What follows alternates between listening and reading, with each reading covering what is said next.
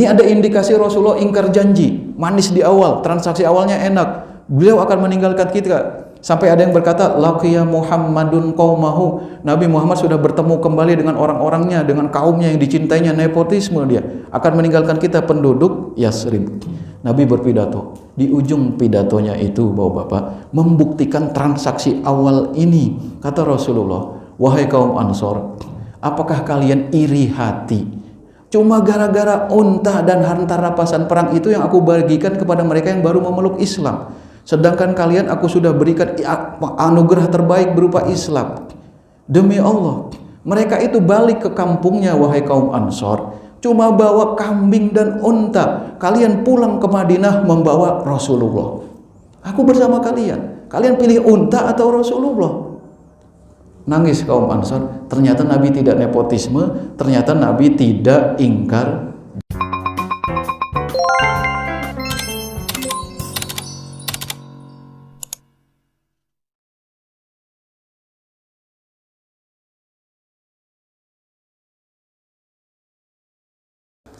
Assalamualaikum warahmatullahi wabarakatuh.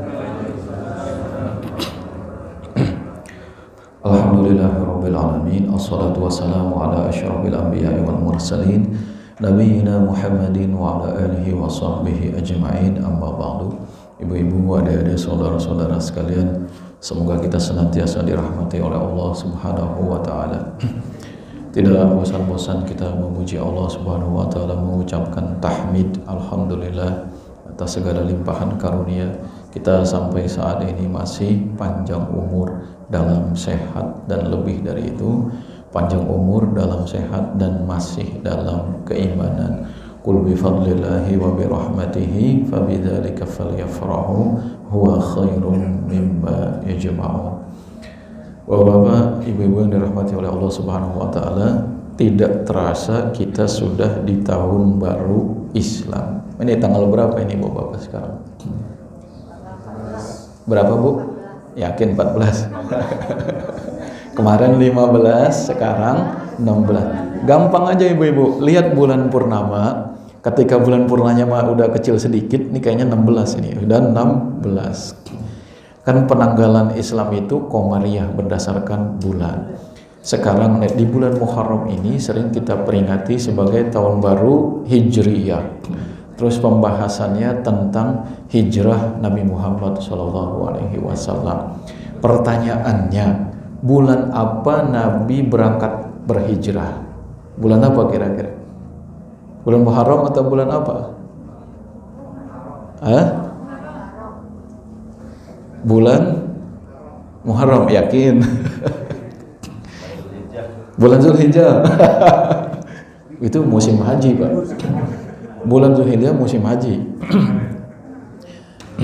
Jadi ibu-ibu, bapak-bapak yang dirahmati oleh Allah Subhanahu wa taala, jadi Nabi Muhammad SAW berhijrahnya bukan di bulan Muharram, berhijrahnya di bulan Rabi'un al-Awwalu.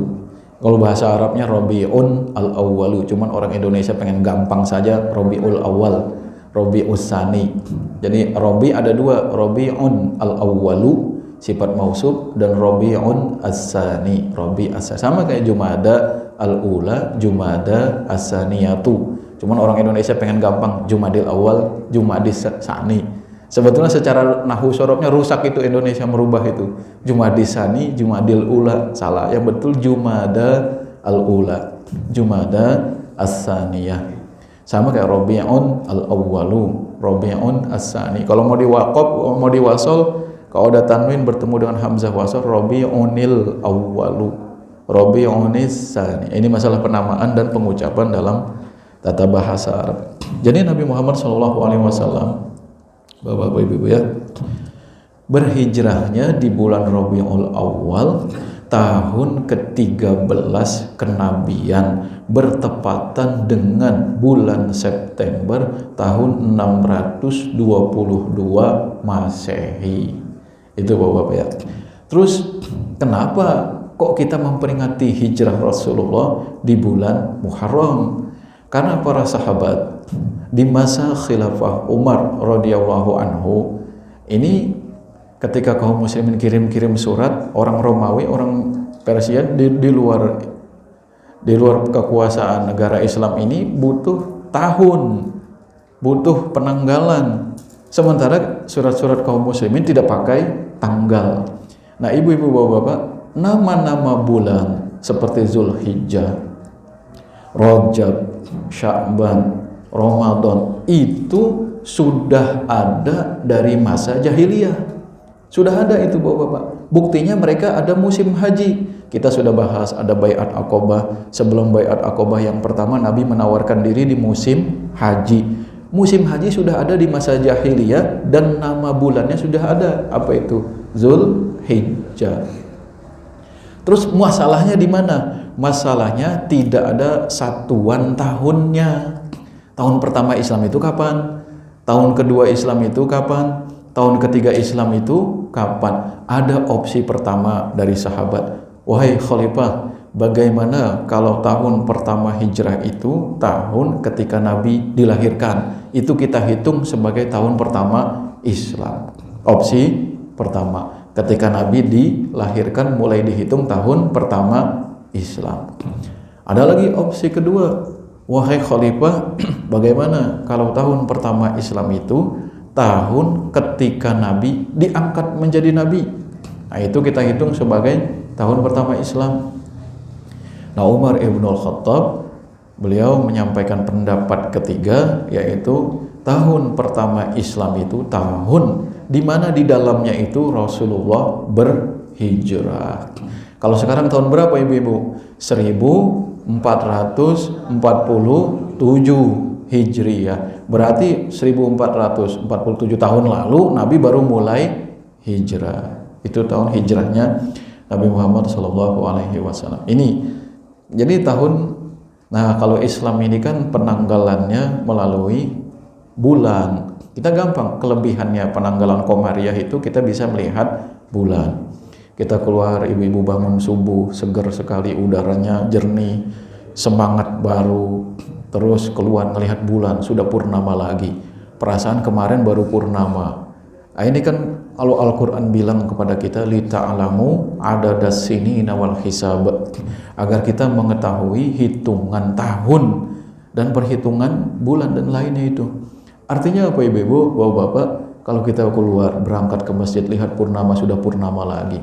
Kemarin padahal baru purnama. Artinya usia kita semakin hari semakin bertambah. Bertambah bulan, bertambah tahun. Semakin tua, semakin dekat pada finish. Nah, kalau sudah semakin dekat pada finish, berarti kan kita semakin dekat kepada Allah Subhanahu wa Ta'ala. Jadi anak muda atau saudara-saudara sekalian, kalau sudah di atas 40 itu sudah meninggalkan dunia hitam. Rambutnya sudah putih semua, seperti saya ini. Sudah jangan main-main lagi di dunia hitam. Ada yang bagus, saya setuju suatu ungkapan. Kalau sudah 40 tahun, satu kakinya sudah di alam kubur.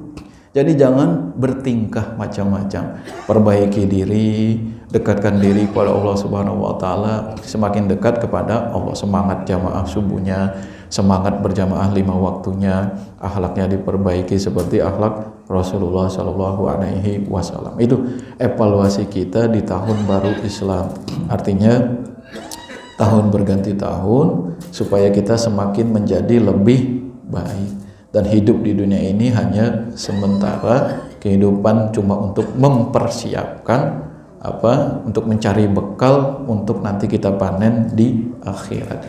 Itu bapak-bapak, ibu-ibu, yang mudah-mudahan di bulan Muharram ini, tahun baru Islam ini, kita semangatnya semangat baru.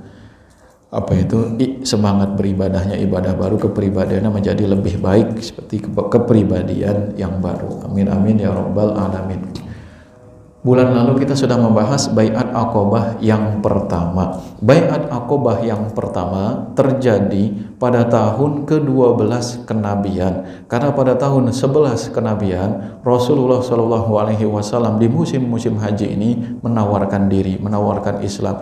Dalam riwayat Ibnu Majah, ala rajulun yamna'uni min qaumi fa inna Quraisyan mana'uni an uballigha kalama rabbi. Dalam riwayat Ibnu Majah, beliau itu sampai menawarkan diri.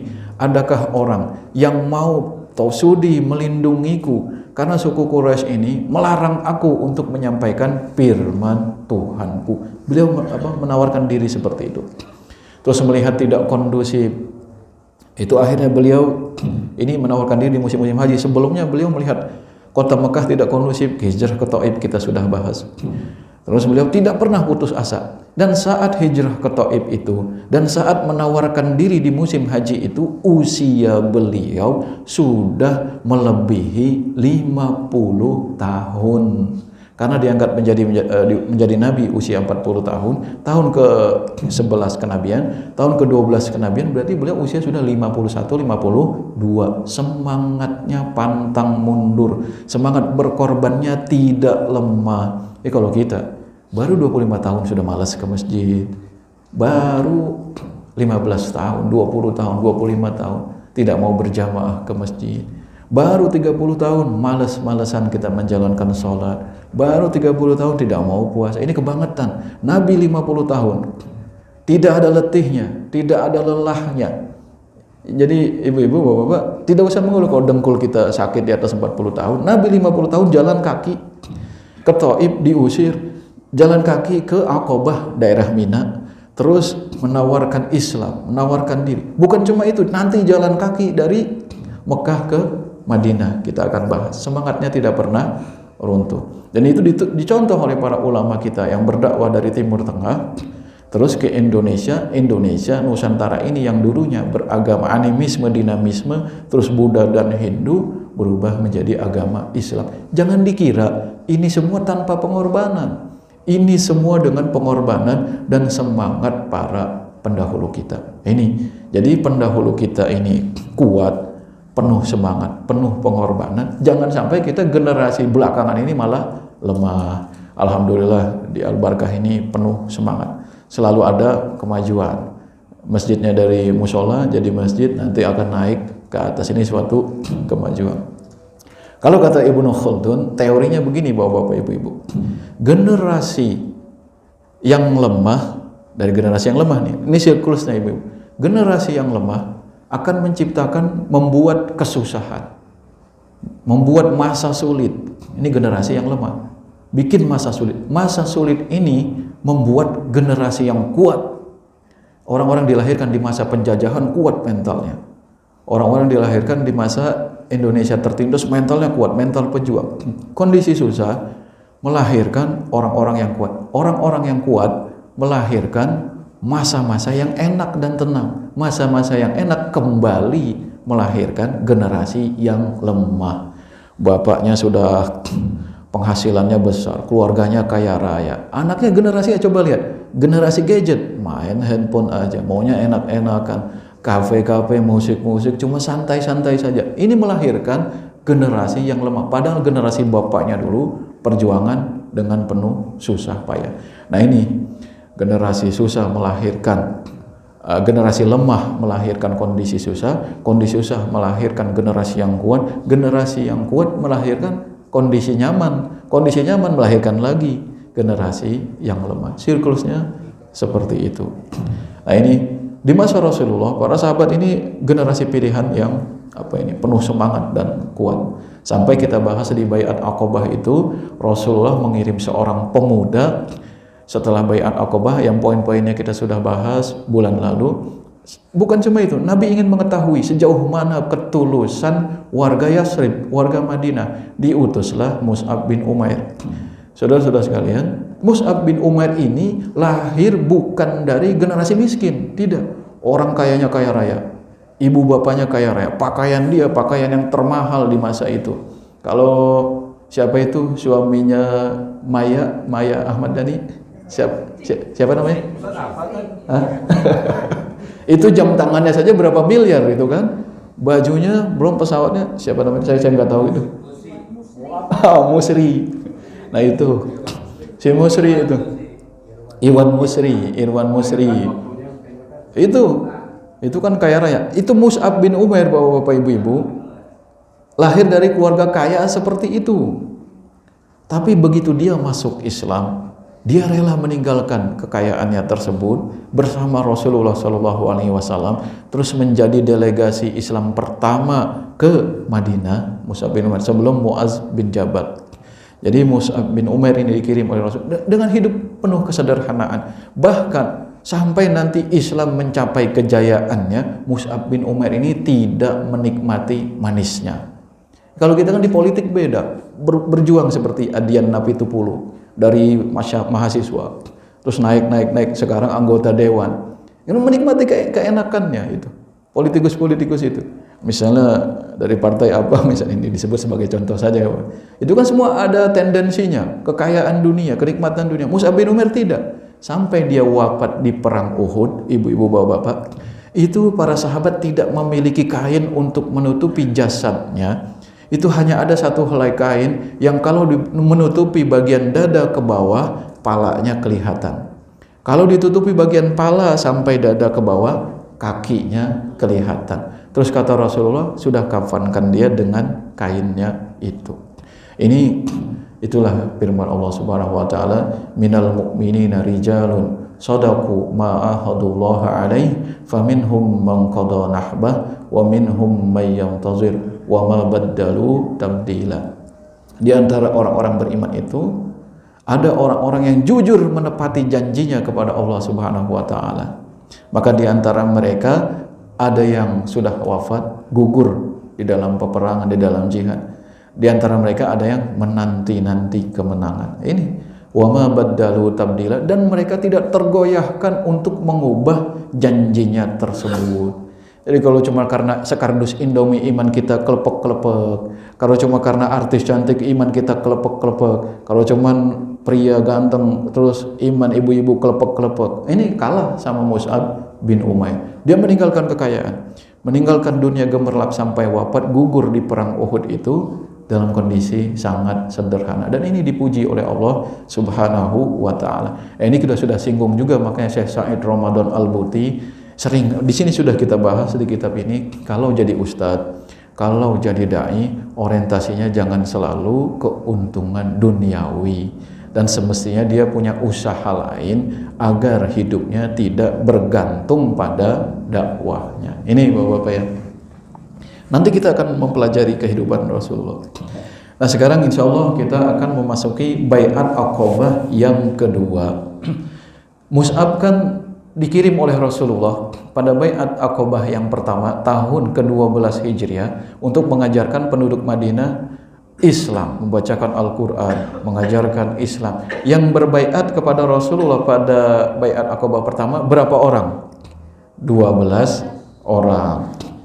Ya sekarang akhirnya Mus'ab bin Umair datang lagi di musim haji berikutnya, tahun ke-13 kenabian. Lalu beliau bertemu dengan Rasulullah SAW. Kalau bahasa kitanya, wahai Rasulullah, sambutan mereka antusias. Warga Madinah, warga Yasrib ini benar-benar mau beriman, dan sudah banyak mereka mau mempelajari Islam, memeluk Islam. Akhirnya datanglah di musim haji tahun ke-13 kenabian ini penduduk Yasrib untuk melakukan baiat di Aqabah yang kedua kali bersama Rasulullah Shallallahu Alaihi Wasallam. Tapi bapak-bapak dan ibu-ibu jangan berpikir bahwa seluruhnya yang datang dari Madinah ini Muslim, tidak. Jadi ada 73 orang, salah sawasabauna rajulan, 73 orang ini berangkat ke Madinah, nyarunya bagaimana? Kan itu musim haji di masa jahiliyah ada. Orang musyrik di Madinah juga haji. Nah kabilah atau kapilah yang berangkat haji ini yang penuh orang musyrik, di dalamnya terdapat 73 orang yang sudah memeluk Islam dan ingin berangkat haji dan berbaiat bertemu Rasulullah Shallallahu Alaihi Wasallam di tahun ke-13 kenabian. Ini ada perjuangan. Jangan dikira berbaiat langsung gampang seperti itu. Nanti kita sampaikan ceritanya. Ini diceritakan oleh Muhammad bin Ishaq meriwayatkan dari Ka'ab bin Malik. Jadi kata Ka'ab bin Malik, kami berjanji kepada Rasulullah Shallallahu Alaihi Wasallam di Aqabah pada pertengahan hari Tasyrik, Hari tasyrik tanggal 11, 12, 13 Zulhijjah. Pertengahannya berarti 12-an ya Ibu-ibu ya. Kami selesai dari haji dan di malam itu kami berjanji untuk bertemu dengan Rasulullah SAW. Kami tidur dulu. Nah sepertiga terakhir kami bangun. Setelah sepertiga hatta idza madha sulusul lail, sepertiga malam yang pertama berlalu, kami bangun ya berarti sekitar jam 11-an. Kalau yang suka bergadang, kalau malam dibagi 3, seandainya kita hitung dari jam 7, ya kita bagi 3 saja, berarti jam 11-an itu sepertiga pertama sudah selesai. Keluarlah kami yang 73 orang ini untuk bertemu dengan Rasulullah SAW dengan ngumpet-ngumpet, dengan sembunyi-sembunyi. Karena kalau masih ketahuan sama pemuka Quraisy bisa dihabisi mereka ini. Nah ini, natasallalu tasallulal qata mustakhfin. Kami mendek-mendek ngumpet-ngumpet seperti burung kuta yang jalannya itu begitu hati-hati. Jadi burung kuta itu nama burung di bangsa Arab, kalau jalan tuh pelan-pelan sekali, hati-hati. Hatta jatama'na fi sya'bi 'indal Aqabah, sampailah kami di lembah Aqabah itu. Wa nahnu salasa wa sab'una rajulan wa ma'ana imra'atani min nisa'ina. Ada dari 73 orang itu 2 orang perempuan, namanya Nasibah binti Ka'ab dan Asma binti Amr. Nasibah bin Ka'ab dan Asma binti Amr, 2 wanita yang ikut pada baiat Aqabah yang kedua. Rasulullah SAW datanglah di malam itu ditemani oleh Al-Abbas bin Abdul Muttalib. Siapa ini Al-Abbas bin Abdul Muttalib?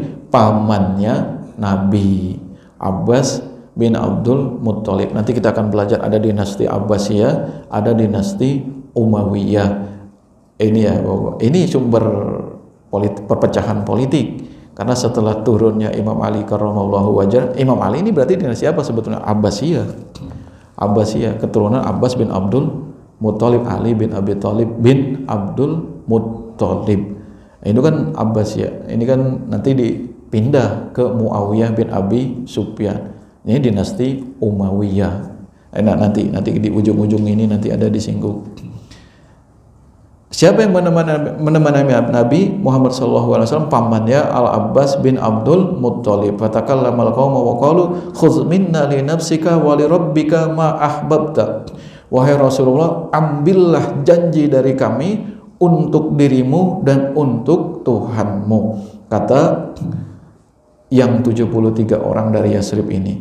Fatakallama Rasulullah SAW. Terus Rasulullah menyampaikan sambutan. Terus beliau membacakan ayat Al-Quran. Terus beliau berdakwah mengajak mereka untuk memeluk Islam. Kemudian beliau bersabda, ubayi'ukum ala an tamna'uni mimma tamna'una minhu nisa'akum wa abna'akum.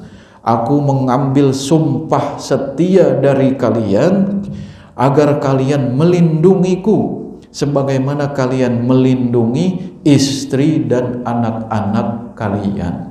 Ini isi baiat Aqabah yang kedua.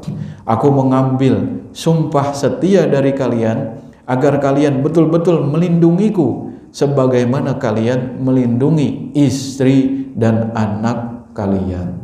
Ini isinya Bapak-bapak ya. Dicatat ibu-ibu ya, ntar kuis keluar itu. Jadi ubayyukum ala an tamna'uni mimma tamna'una minhu nisa'akum wa abna'akum.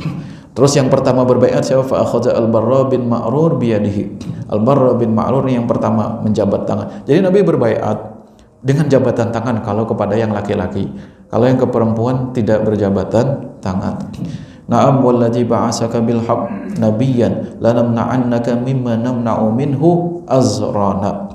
Kata Al-Barra bin Ma'rur, iya wahai Rasulullah, demi Allah yang sudah mengutusmu dengan hak, dengan kebenaran sebagai nabi, kami benar-benar akan melindungimu sebagaimana kami melindungi punggung kami. Azrona ini zohrona, punggung kami, artinya sebagaimana kami melindungi diri kami.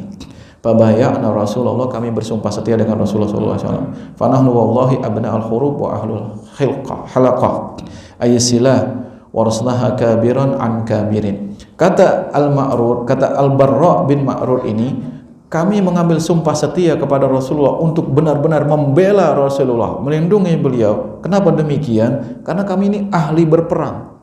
Kami ahli dalam masalah persenjataan gitu. Kami punya keahlian itu secara turun-temurun. Nenek moyang kami ahli berperang, ahli menggunakan senjata. Maka kami siap melindungi engkau wahai Rasulullah. Kata siapa? Al-Barra bin Ma'rur. Terus ada yang protes ketika berbaiat ini, ibu-ibu. Siapa yang protes? Ada seseorang yang disebut fatarad al-qawla wal barra yatakallam. Abul Haisam Ibnu Tayyihan. Ini Abul Haisam Ibnu Tayyihan. Jadi ada Abul Haisam bin Tayyihan protes, interupsi.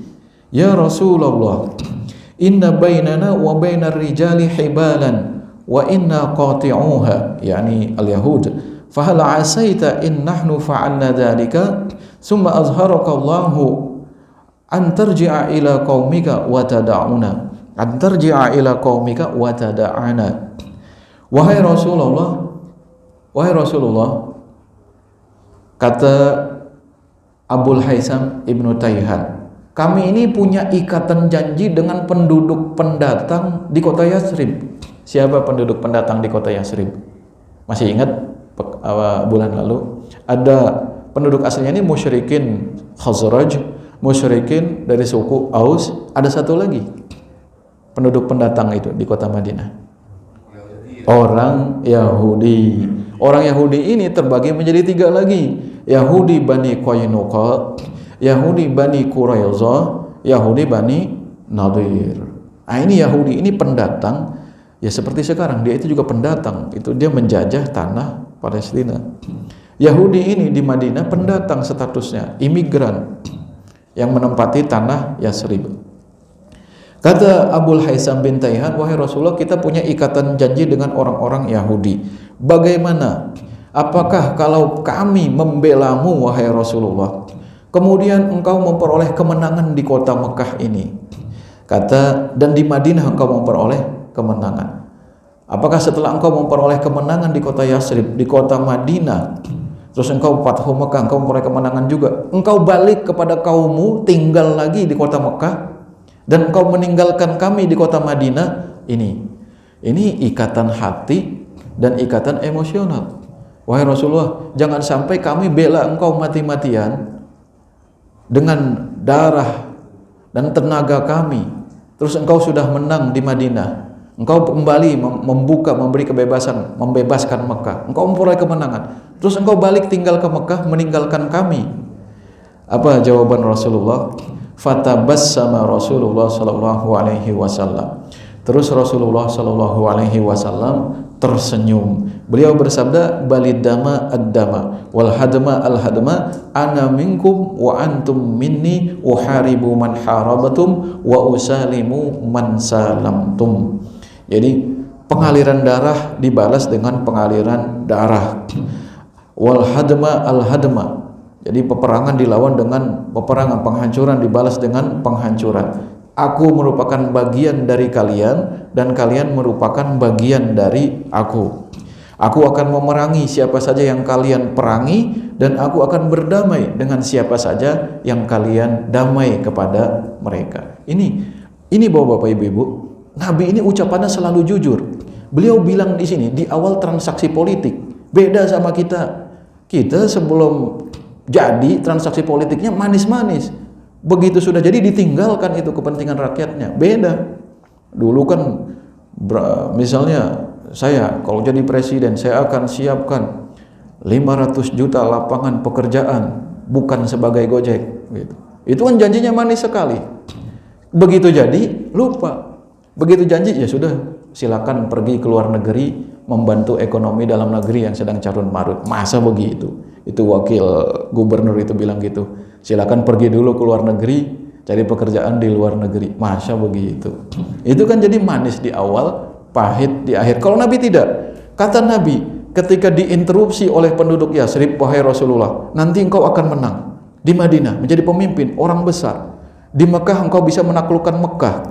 Apakah engkau akan meninggalkan kami sendirian di kota Yasrib? Nabi menjawab, kalian bagian dari aku bagian dari kalian. Siapa yang memerangi kalian akan aku perangi. Siapa yang kalian damai dengannya, aku berdamai dengannya. Sampai akhir hayat Nabi, Nabi tinggal di Madinah. Setelah Fathu Mekah, Bapak-bapak, nanti ada kisahnya unik. Ada kisahnya unik. Penduduk Ansor, kaum Ansor ini, penduduk Mekah ini iri. Setelah di Fathu Mekah tahun ke-8 Hijriah ini, Nabi menaklukkan Mekah. Di situ Nabi membagikan harta rampasan yang dibagikan orang-orang mu'allab, orang-orang yang baru memeluk Islam dari kaum Quraisy, dari penduduk Mekah. Kata orang Ansor, Nabi mulai kelihatan nepotismenya ini. Nabi mulai kelihatan ingkar janji. Kita yang menolong dari awal, ini transaksi awal bertahun-tahun dulu di Baiat Aqabah, beliau melupakan. Sekarang beliau kasih harta, kasih unta kepada orang-orang Mekah yang baru memeluk Islam. Sampai tersebar isu seperti ini sampai kepada Rasulullah Shallallahu Alaihi Wasallam. Ini nanti ada kisahnya nanti di Fathu Mekah. Ini ada indikasi Rasulullah ingkar janji, manis di awal, transaksi awalnya enak. Beliau akan meninggalkan kita. Sampai ada yang berkata, laqiya Muhammadun qaumahu. Nabi Muhammad sudah bertemu kembali dengan orang-orangnya, dengan kaumnya yang dicintainya, nepotisme dia. Akan meninggalkan kita penduduk Yasrib. Nabi berpidato. Di ujung pidatonya itu, Bapak-bapak, membuktikan transaksi awal ini. Kata Rasulullah, wahai kaum Ansor, apakah kalian iri hati? Cuma gara-gara unta dan harta rampasan perang itu yang aku bagikan kepada mereka yang baru memeluk Islam. Sedangkan kalian aku sudah berikan anugerah terbaik berupa Islam. Demi Allah, mereka itu balik ke kampungnya, wahai kaum Ansor, cuma bawa kambing dan unta. Kalian pulang ke Madinah membawa Rasulullah. Aku bersama kalian. Kalian pilih unta atau Rasulullah? Nangis kaum Ansor. Ternyata Nabi tidak nepotisme, ternyata Nabi tidak ingkar janji. Ini transaksi awal kita catat di Baiat Aqabah yang kedua. Sampai akhir hayat Nabi memegang janji ini, aku bagian dari kalian dan kalian bagian dari aku. Aku memerangi siapa yang memerangi kalian, siapa yang kalian perangi, dan aku berdamai dengan orang yang berdamai dengan kalian. Ini kita bisa lihat bahwa Bapak sebagai pemimpin yang kata-katanya bisa dipegang, bukan sekarang A, setahun kemudian B, berikutnya jadi C, akhirnya berlarut-larut. Pasanglah polisinya, pasanglah kejaksaannya, pasanglah hakimnya untuk bikin berlarut-larut. Susah dipegang kata-katanya. Ya memang politik seperti itu. Tapi Nabi mencontohkan politik yang baik. Dari awal transaksi sampai akhir bisa dipegang kata-katanya. Dan beliau hidup sederhana di kota Madinah. Kembali lagi ke Baiat Aqabah yang kedua. Ini janji Nabi. Setelah itu ketahuan, kedengaran sama kaum musyrikin Quraisy. Akhirnya di Mina dikejarlah itu jamaah haji. Yang jamaah haji kan tadi kita sudah singgung, tidak semuanya muslim. Banyak musyrik dari Yasrib. Dikejarlah oleh pemuka-pemuka musyrikin Quraisy, didapati, ditangkap. Nah, tertangkaplah di antara kaum muslimin ini ada yang tertangkap Sa'ad. Fa'adraku Sa'ad bin Ubadah. Dari Sa'ad bin Ubadah ini tertangkap. Wa nafara nasu min Mina fataharral qaumul khabar fawajadu annal amra qad kana fakharaju fi talabina fa'adraku Sa'ad bin Ubadah wal Munzir bin Amr wa kilahuma kana naqiban fa ammal Munzir fa'ajazul qaum faharab. Nah, al Munzir bin Amr sama Sa'ad bin Ubadah ini ditangkap oleh musyrikin Quraisy karena ketahuan berbaiat, bersumpah setia dengan Rasulullah. Kata musyrikin Quraisy, wahai jamaah Yasrib, jamaah Madinah, kalian mengambil Muhammad ya, diam-diam bertemu dengan Muhammad terus bersumpah setia ingin memerangi kami. Wah, ini merupakan ancaman untuk kedaulatan negara kami, kata musyrikin Mekah. Akhirnya ditangkaplah. Siapa ini? Sa'ad bin Ubadah dan Al-Munzir bin Amr. Al-Munzir bin Amr kabur, berhasil. Yang ketangkap Sa'ad bin Ubadah. Jadi perjuangan kaum Ansor juga tidak kaleng-kaleng Bapak-bapak sampai ditangkap seperti ini. Sebetulnya ada di antara kaum Ansor sudah siap, wahai Rasulullah, apakah kami akan segera berperang melawan musyrikin Mekah ini? Kata Nabi, belum diizinkan berperang. Ini Bapak, nanti itu izin berperang nanti ketika Nabi berhijrah ke Madinah. Sa'ad bin Ubadah ini ditangkap. Qala fa wallahi inni la fi aidihim yashabuna, diseret, aku ini diseret. Iz aqbala ya rajulun mimman kana ma'ahum, diseret, ditangkap oleh mereka. Siapa? Sa'ad bin Ubadah. Itu waihak ama bainaka wa baina ahli min quraisyin jiwarun la ahd wa la ahdun. Biasa dari zaman jahiliyah, Bapak-bapak, saudara-saudara, Bapak-bapak ya, itu harus ada backingan, permainan backingan dan orang dalam. Wahai Sa'ad, kamu udah ketangkap nih, diseret, disiksa. Kamu punya backingan enggak dari penduduk Mekah ini? Ya kayak kalau kasarnya kita ini, kita orang pendatang misalnya, terus mau jualan warung kopi misalnya. Di situ ada Porkabi, ada FBR, ini preman biang keroknya. Suka malak misalnya seperti itu. Kamu punya backingan nggak dari warga asli? Katakanlah seperti itu kasusnya. Nah, Sa'ad bin Ubadah ini menjawab, iya, bala wallahi laqad kuntu ujiru likulli man min Jubair ibni Mut'im wal Haris bin Umayyah tujarahuma. Ada saudagar di Mekah yaitu namanya Jubair bin Mut'im dan Haris bin Umayyah. Mereka ini saudagar kaya, mengirim karyawan-karyawannya berniaga ke Madinah. Nah, karyawan-karyawannya Jubair bin Mut'im dan Haris ini, kata Sa'ad bin Ubadah, aku lindungi di Madinah. Di Yasrib namanya saat itu. Akhirnya Sa'ad bin Ubadah ini dibebaskan dari tangkapan. Ini Bapak-bapak, ini perjuangan Sa'ad bin Ubadah radhiyallahu anhu. Dia diseret, dibebaskan, ditangkap, akhirnya dibebaskan karena ada jaminan, ada kebaikan. Jadi ada backingannya itu Jubair bin Mut'im dan Haris bin Umayyah. Panggilkan Jubair bin Mut'im, panggilkan Haris bin Umayyah, datanglah mereka berdua. Akhirnya dia melindungi karyawan-karyawanku yang berniaga ke kota Yasrib atau kota Madinah. Itu Bapak-bapak, inti baiat Aqabah yang kedua. Jadi Sa'ad bin Ubadah juga menjelaskan baiat Aqabah juga bai'ana Rasulullah sallallahu alaihi wasallam bai'atal harbi. Tadi kan kami berjanji, bersumpah setia ingin melindungimu, pasti melindungimu sebagaimana kami melindungi anak dan istri kami. Ini dengan redaksi lain, kami berbaiat, bersumpah setia kepada Rasulullah bai'atal harbi, sumpah peperangan, siap berperang. Mati atau merdeka atau mati, kalau Indonesia seperti itu ya. Al-sam'i wa ta'ah, mendengarkan dan taat kepada Rasulullah sallallahu alaihi wasallam, fi usrina, dalam kondisi susah kami, wa yusrina, dalam kondisi mudah kami, wa mansyatina, baik dalam kondisi semangat kami, wa makrahina, dalam kondisi malas kami tetap setia kepada Rasulullah sallallahu alaihi wasallam. Wa asratin alaina, kami selalu mengutamakan Rasulullah sallallahu alaihi wasallam. Wa alla nunazi al-amra ahlahu, kami tidak akan nunazi al-amra ahlahu, memisahkan hak orang lain.